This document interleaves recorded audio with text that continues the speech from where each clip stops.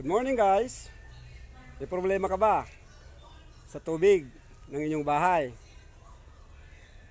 Dahil hindi makaakyat ang pressure ng nawasa or water district sa inyong bahay. Halika, may ipapakita ko sa iyo. Sigurado ka, may matututunan ka rito. Tara na! Yan ang mga materialis na gagamitin natin sa aming water system. At ngayon, binubutasan namin ang gagamitin naming tangke ng tubig. Ang butas na yan ay 3/4, 1 and 1/4, reduce to 1/2, hanggang sa 1/2. Ngayon, 1/2 na PPR5 para ang flowing ng tubig ay siguradong papasok sa dimidyang tubo. Ngayon naman, nag-reduce from 3/4 na PPR papuntang 1/2 pipe na PPR.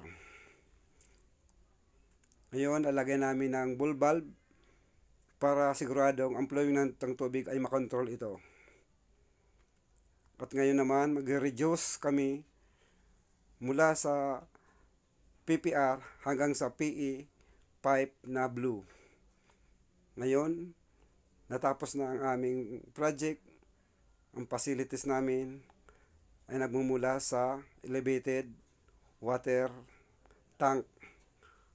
Ito naman ay nakukuha sa aming puso.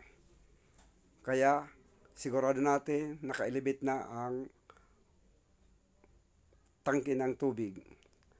Ngayon, check ang aming laboratory at ang CR naman natin.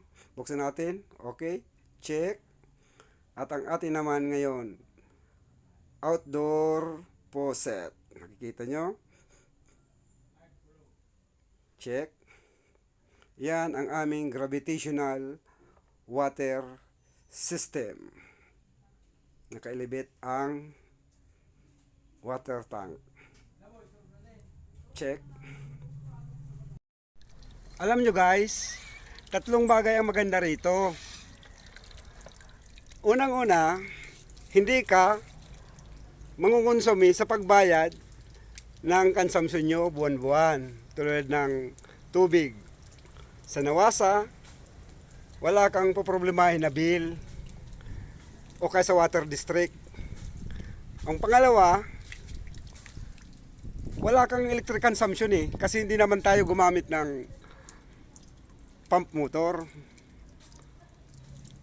Kaya walang electric consumption gagamitin. Ang pangatlo, na benepisyo sa atin, punta ka rito, mag-exercise tayo. Yan ang tunay na benepisyo. Diba? Salamat!